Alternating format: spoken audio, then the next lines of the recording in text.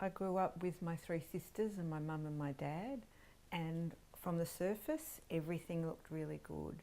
And we learnt without even being told explicitly, smile. We've all got these nice big smiles, and it was like we'd learnt without being spoken to that we've got to act as if everything's okay. And I can understand now from my training as a trauma psychotherapist that, you know, when you're a child and you're dependent, you've got to do whatever it is that you need to do, because if you pick up, which is what I picked up from my parents, that they couldn't tolerate being with the reality of what was going on. And so I was always walking on eggshells. I was always terrified. I had nightmares when I was little all the time. I can remember feeling the walls closing in on me, and these other images and sensations that were just excruciatingly terrifying, and waking up screaming. And so I'd be having those nightmares at night, and during the day I was always scared, looking behind me all the time, scared when I was in the bathroom or the shower. And when there's a lot of other strict rules thrown in that aren't flexible and inclusive and responsive, I grew up really, really scared. And when I'd come home from school and say I'm being bullied, there was no support on how to be with it. And you just learn to get by. You know, as I know as a psychotherapist, you split off those parts, but they're still there. I was terrified of going out in the world, and I didn't have anything that helped me to experience the world as being a fun place. And I left home at 16. That was the best thing I did to get myself out so that I could be free. So when I left home, didn't have any qualifications, so I tried to work in a supermarket and a cafe, and got fired after about a week because I was too slow. And then I had the good fortune to get a job as an office junior, and it was a brilliant job. So I started moving from office junior to accounts and bookkeeping. And that built a sense of safety and a sense of confidence, because I became good at what I did, and I knew I wanted to have children. And so I thought, well, I'll have my children, and I knew I'd want to stay home with them for those early years. And I thought, well, when I come back to the workplace, I want to do something with people. And I didn't have a clue what that would be, but that revealed itself after I escaped from the domestic violence and I went into therapy. After a year or two of therapy, I thought, this is what I want to do. I ended up leaving that relationship that I'd begun when I was 16, and we had a child, and all my fears of being on my own were still there. So I went to this party with my little daughter, and I saw a guy there, and as soon as I saw him, I thought, I don't like the look of you. But I noticed that he was stalking me from room to room, and when I went into a room privately to breastfeed my daughter to put her to sleep, he walked in on me, and I was quite shocked that he did that. But I was still quite young, and I didn't have that permission in myself to say, get out, leave me alone, I'm not interested. And so he kept persisting through the night, and by the end of the night he'd asked for my number, and the best I could do was say, I just want to be friends. I didn't even want to be friends with him, but that was, you know, what I'd been brought up. You don't upset anyone.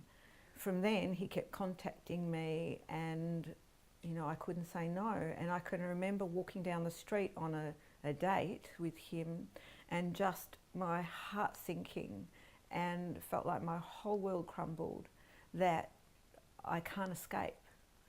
And all I could hear was my mum saying, you've got to love everybody.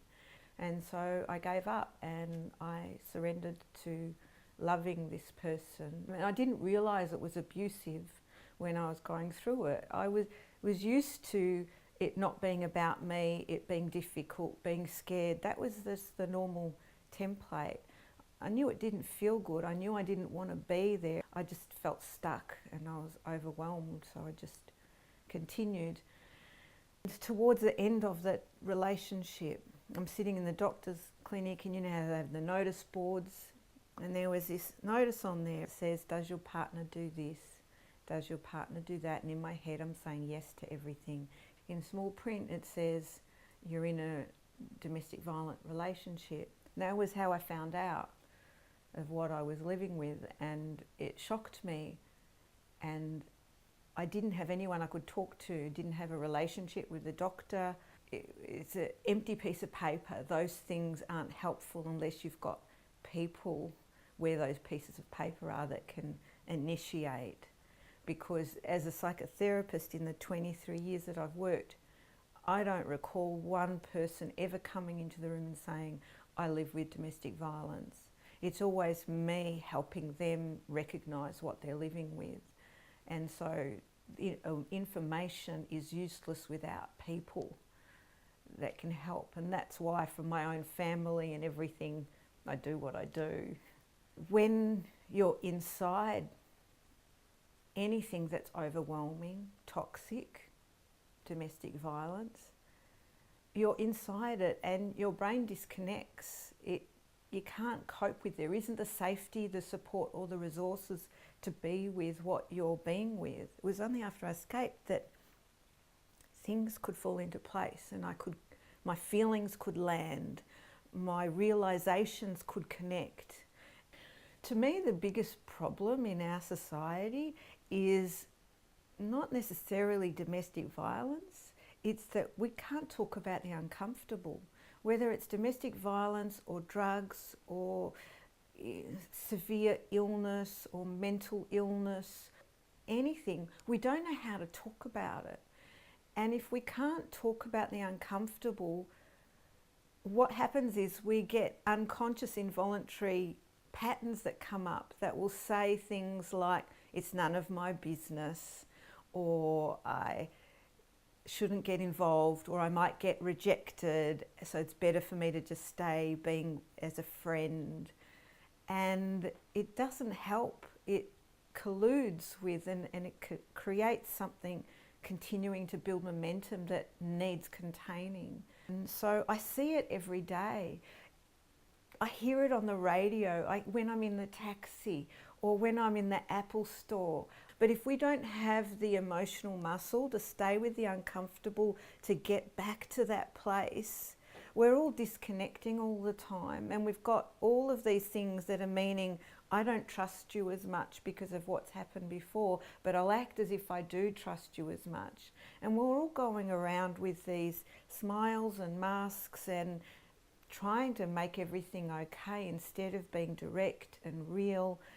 And when women and men and women and women and men and men can talk to each other about what's really going on, it feels so much better. And one of the things that I hear over and over again that makes it difficult to be with the uncomfortable is no matter how much awareness we have, people don't still know what domestic violence is. And so there's so many confusions. And I think the reason we're uncomfortable to talk about it is because if we really look at the true meaning of it, we could have grown up with it ourselves, with emotional abuse, with psychological abuse, with gaslighting, where your reality is constantly denied. And I really believe that we're a society that is too scared to look behind our own fence to see what's going on. And I want everybody to say, you're still alive. It hasn't killed you yet. So face what's there, because if you don't face it, it's very difficult to move on. It's going to go with you and it will keep influencing and shaping what your choices are, how much of yourself you can be, how free you can be. So let's grow up. We teach that to our children, don't we? That they've got to own what they've done. This is what really gets me annoyed. We let adults off and we smooth it over and we lessen it. And yet we want children to say sorry for what they're doing and own it, but we let the adults off. And we need to, as adults, grow up, build self-soothing skills, have safe places where we can feel supported to be with the uncomfortability of what we have done or what we have experienced, and name it and own it. Because if you can't name it and own it, you can't move on from it. So science shows us that we carry cells from our mother, and so cells carry memory. So we're carrying memory that hasn't been our own personal memory, and that goes through the generations. And so there is what is known as ancestral trauma. And I know this from my own experience too, and I've had some amazing experiences. I had the blessing to be able to go overseas a few years ago, and I stayed in Spain, and Spain is the original country of my father's ancestors. And I fell in love with Spain. I was just loving everything about it till we got to one town. And as soon as I walked into that one town, I felt myself shrinking. My girlfriend who I was with, we ended up having a bit of a disagreement, whereas everything had been pretty cool then. Everything felt dirty in this town, and I started having nightmares. And a few days after the nightmares, because it was all persisting, I rang my sister and I said, I've gone amnesic, can you remind me, what town did our ancestors come from? And it was that town. And we were Jewish background, so through the Spanish Inquisition we had to leave Spain. So we were really in what would have been a very traumatic situation of having to leave everything. From what I understand from our history, we were pretty well to do. And so there's this history of persecution on my father's side. And then on my mother's side, being Jewish, living in Poland, and my mum was born 1939, right at the beginning of World War II. And so my grandmother got separated from her husband at the beginning of the war, and it was just my grandmother and my mum trying to escape, false passports, all different things throughout the war to survive. So a lot of family death, separation, a lot of trauma through there as well. And so, one of the biggest problems we have in our society is that we don't understand trauma. And everybody has trauma. Unless we address our personal and ancestral trauma, then we're going to continue having a lot of mess happening in society. It can be such a satisfying, empowering, powerful experience where you can embody yourself and be yourself. That's what I want for everyone. When I first started working as a counsellor in a community counselling agency, the women in the survivors group knew I was a survivor as well, and they asked me to write a book to explain why women stay, and I said sure. And then that kind of got shelved, and the years went on and the years went by, and I remembered my promise, and I thought, if I don't do something now, it will never happen. But I also knew, even though I'd done a lot of my personal work in resolving the trauma, I was angry at society and at family that didn't understand their part in it. And so I thought, I want to transform that anger to educate, because if I don't share, how are people going to understand? And so I wrote this book for my own continuation of my healing, but also to hopefully make a difference for all of community. And so in part one of my book, I tell my story. I write at the beginning of my book that I'm not saying this to shame or blame anyone, but I want to be a model for what I'm asking everybody else to do. If we can't talk about the uncomfortable, if we can't as adults own what we did and what we didn't do, how can we move on? And then part two, I talk as a psychotherapist.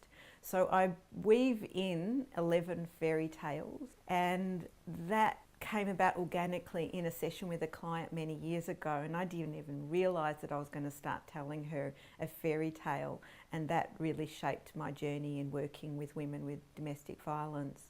Because when I tell women fairy tales and I tell my interpretations, every single woman always nods, yes, they get it. So through those chapters in part two, I unpack through the fairy tales and my interpretation. So you get the original fairy tale, you get my interpretation, which was so much fun because no one could tell me I'd done it wrong because it was my interpretation.